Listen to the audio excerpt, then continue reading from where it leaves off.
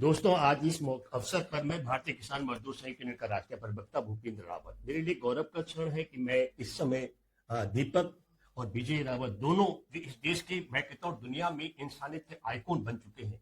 और मैं जो दीप जलाया था शैला नेगी ने नैनीताल में सांप्रदायिकता के खिलाफ, उसको ज्वालामुखी के रूप में तब्दील कर दिया। एक मजदूर संघ यूनियन की पूरी टीम हमारी आने वाली थी। दुख राष्ट्रीय अध्यक्ष राजवीर सिंह मुनीर जी ने स्वागत करने के लिए आना था, लेकिन हमारे को दीपक के घर तक आने के लिए, विजय रावत के पास आने के लिए रास्ते नहीं रास्ते बंद कर दिए गए। मैं बधाई देना चाहता हूँ दीपक को, बधाई देना चाहता हूँ विजय रावत को। इन्होंने हमारे देश के गणतंत्र को कलंकित होने से बचाया। और दूसरा बात मैं ये कहना चाहता हूँ कि 70 साल के बुजुर्ग जो वकील अहमद की दुकान पर जिस तरीके से बाबा नाम बदली करने के लिए वो पहुंचे थे, उनको रोका, यह बहुत बड़ी बधाई की बात है। लेकिन एक देश तो मैं बस इतना ही देना चाहूंगा देशवासियों को कि हमारा देश हिंदुस्तान बहुत खूबसूरत देश है और बहुत प्यार है इस देश के अंदर। अगर आप जितना प्यार देंगे वो ज़्यादा बेटर होगा। इंसान है पहले, जाति है बाद में, क्योंकि इंसान के ही काम आ सकता है। और धर्म को बाद में रखो, इंसान को पहले रखो, क्योंकि जवाब जो है इंसानियत को देना है, ना कि किसी धर्म को देना है। आपका दिल की गहराई से धन्यवाद और शुक्रिया करता हूँ। आप इतनी दूर से दोनों लोग यहाँ पर आए। ये सिद्धबली जो हमारा धाम है, पवित्र जो हमारी नगरी है, मैं आपका पहले यहाँ पर स्वागत करता हूँ।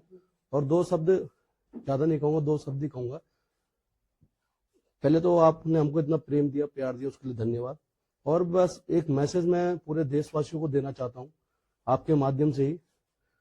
जो ये देश में कुछ सालों से हमने भी महसूस किया है, बहुत ज्यादा हिंदू मुस्लिम को लेकर बहुत ज्यादा विवाद हो रहा था और हमने एक नफरत जो हमारे देश में फैल रही थी, तो हम चाहते हैं नफरत खत्म हो और प्यार से सभी देशवासियों को मिलकर रहना चाहिए। क्योंकि इस देश को आजादी दिलाने में सभी धर्मों का योगदान था, सभी ने अपना खून बहाया है। और कहीं ना कहीं हम युवाओं से ज्यादा, मैं देशवासियों तो भी कहना चाहता हूँ पर युवाओं से ज्यादा कहना चाहता हूँ कि आपको भी बढ़ चढ़कर जो नफरत फैल रहा है, इसको रोकने के लिए सबको आगे आना चाहिए, पर नफरत से नहीं, प्यार से इस चीज को हमको रोकनी है। एक प्रयास। एक बड़ा सवाल मेरे मन में है, क्या हमारे देश के अंदर आज इस स्थिति में पहुंच गए कि ठीक 31 तारीख को मुख्यमंत्री पुष्कर सिंह धामी की अगुवाई में पूरे उत्तराखंड के जो सो काल बजरंग दल, लेकिन मैं कहता हूं गुंडे, और वो पहुंचते हैं कोटद्वार मुख्यमंत्री की अगुवाई में। मैं कोई बनावटी बात नहीं कर रहा हूं दोस्तों। आज की तारीख में आप उठाकर देखिए तमाम मीडिया में कि पुष्कर सिंह धामी भी कोटद्वार में थे। और दूसरा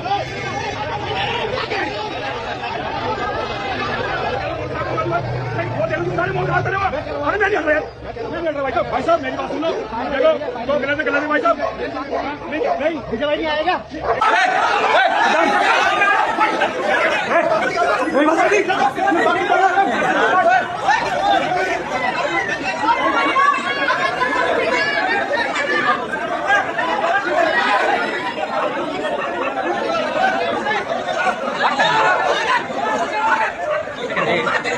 देख रहे हो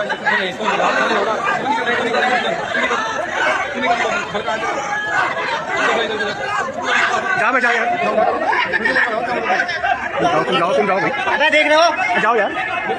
बात हमारे को दीपक के घर तक आने के लिए, विजय रावत के पास आने के लिए रास्ते नहीं रास्ते बंद कर दिए गए। लेकिन गुंडे, 150 गुंडे पुष्कर सिंह धामी की अगुवाई में कोटद्वार पहुंचते हैं। कोटद्वार की पुलिस उनको बाकायदा रास्ता दिखा करके दीपक के घर तक लाती है।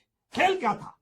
खेल ये था कि दीपक के लिए मुसलमान खड़े हो और हिंदू मुसलमान कराया जाए। और मैं माफी चाहता हूं, ये क्यों हो रहा था? पाप का घड़ा भर गया था। एपिस्टीन फाइल का खुलासा अमेरिका में हुआ 30 तारीख को।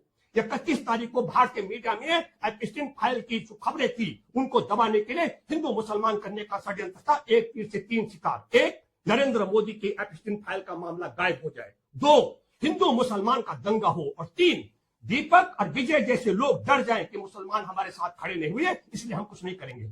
मैं बधाई बात, पूरा देश खड़ा है इनके साथ में। दूसरा महत्वपूर्ण बात देखिए कि किस ओर देश चला गया है। जिन्होंने हमारे देश के गणतंत्र दिवस का सम्मान किया, जिसका सम्मान नागरिकों को करना चाहिए था, जिनका सम्मान भारत की सरकार को करना चाहिए था, भारत के प्रधानमंत्री को करना चाहिए था, बधाई देता हूं दीपक आपको और बधाई देता हूं विजय रावत आपको कि आप लोगों ने गणतंत्र दिवस को कलंकित होने से बचाया। उनके खिलाफ मुकदमा दर्ज किया गया। किस बात का? कि आपने 35 साल पुरानी दुकान पर गुंडागर्दी करके बाबा नाम हटाने वाले गुंडों को क्यों रोका? इसलिए मुकदमा दर्ज किया गया। और बड़ी मजेदार बात देखिए, उसकी गुंडों की अगुवाई न केवल यहां तक मुख्यमंत्री ने की, बल्कि दीपक के घर पर धावा बोलने के लिए निगम पार्षद भी भाजपा का अगुवाई करने वालों में शामिल था। इसलिए मैं हैरान हूं, जब सरकार और पुलिस लाचार हो जाती है तो अदालत की भूमिका शुरू होती है। मेरे लिए बहुत हैरान हूं, हाईकोर्ट के जजों से बैठे धृतराष्ट्र की भूमिका में इतनी बात उनको समझ नहीं आ रही है कि गणतंत्र दिवस को कलंकित होने से बचाने वाले दीपक और हमारे देश के 35 साल पुरानी दुकान। अरे बाबा, तो हम हर किसी बुजुर्ग को बाबा बोलते हैं। मेरे को भी कई बच्चे हैं जो बाबा बोलते हैं। मैं भी 60 साल का हो गया हूं। और आप ये कहते हैं पैटर्न करते हैं। और बहुत बड़ी बात, बड़ी बधाई कि दीपक ने कहा आज दुकान का नाम बदली करने के लिए कहेंगे, कल कोटद्वार छोड़ने के लिए कहेंगे। तो क्या आप कोटद्वार छोड़ोगे? मैं इसके लिए बहुत बहुत बधाई देता हूं दीपक आपको। और आपने जो शैला नेगी की ज्वाला को आगे तक बढ़ाया, इसके लिए मैं बधाई देना चाहता हूँ। कि जाति धर्म और वजह से ऊपर जो काम, जो ज्वाला आपने बनाई है, तो बिल्कुल करना है जो निरंतर बढ़ते हुए आ रही है। बस हमने एक प्रयास किया था, हमको लगता है, मैं दीपक वहीं पे मौजूद थे 26 जनवरी को, हमने एक इंसानियत भी निभाई है। पर हमको सबसे बड़ा गर्व, मैं अपनी बात कहूं तो मुझे सबसे बड़ा गर्व होता है हमने किसी इंसान की भी जान बचाई है, क्योंकि उनकी हालत बहुत खराब थी।